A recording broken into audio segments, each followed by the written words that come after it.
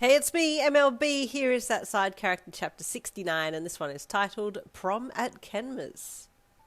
Not on the list, but I'm in the class, he said with confusion. I am aware, she said through clenched teeth, but you did not RSVP. I mentioned that she would be with me, Kenma said to the teacher, and she shook her head. We cannot accept RSVPs on behalf of other students. Each student was in charge of their own selves. So if Yin has not RSVP'd for herself, then she is not allowed in. The look of absolute sadistic delight on the teacher's face made you feel like she had planned this from the beginning, and your heart dropped. All this effort, all this getting ready for the prom, and I'm not allowed in. This is BS. We'll go then, Kenma suddenly said, and turned to leave, still holding your hand in his. We what? You asked, being led away by him. Kenma, the teacher called. You have RSVP'd. You must attend. If you're not letting Yin in, then I'm not going in either, he said over his shoulder as he continued to walk away. Your mind immediately snapped back to a memory where you had been out with your friends at the shops. Everyone seemed to be having a good time, but you felt like you weren't really being included.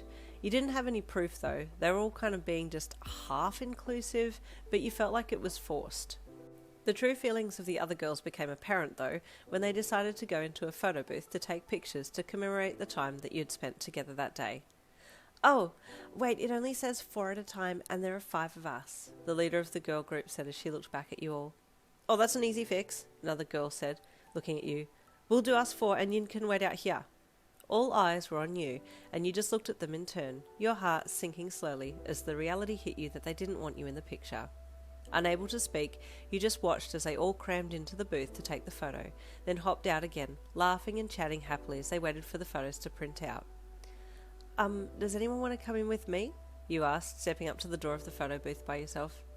No thanks, one of the other girls said as she reached for the photos that had just printed out and were sitting in the little catchment tray at the bottom of the photo booth printer. Oh, you look so funny in this one, girlfriend number 1 teased girlfriend number 2. Oh my god, delete that one, girl 2 replied, all 4 girls making comments to each other about the faces that they had pulled. You were upset, but you didn't want to cry, that would just make it worse. They would just tell you that you were being stupid and a crybaby. On the way to the station, walking at the back of the group, one of the girls dropped back to ask you something and saw that you were really down. Why are you being like this? She asked with annoyance. Why are you always being a sook? I wanted to take a picture with everyone, but you guys didn't let me, you replied glumly. Well, you should have spoken up. It's your fault you didn't get a picture, she said dismissively, before catching up with the other girls and ignoring you. This whole memory happened in the blink of an eye, and you looked down at Kenma with his hand holding yours, and tears welled in your eyes. You're not going to go in without me? You asked him. No, he replied. I don't want to go in if you're not in there. Your bottom lip quivered. He really was the sweetest boyfriend. You pulled your hand from his and threw yourself at him, hugging him violently as you sniffed heavily to hold your tears back. Hey, he asked as you squished him with love. I'm so happy. I've never had anyone care about me before and I want to get a picture, you babbled, half through stifled tears, half not. A picture? Kenma asked. Yes, you stated. Let's go now.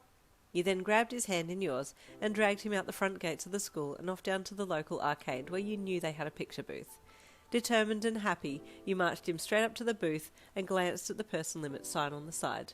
Without hesitation, you stepped in and grabbed his arm to pull him in as well. Poor Kenma was along for the ride now, and you pulled all kinds of faces for the photos, while he just stood there with the most lost look on his face.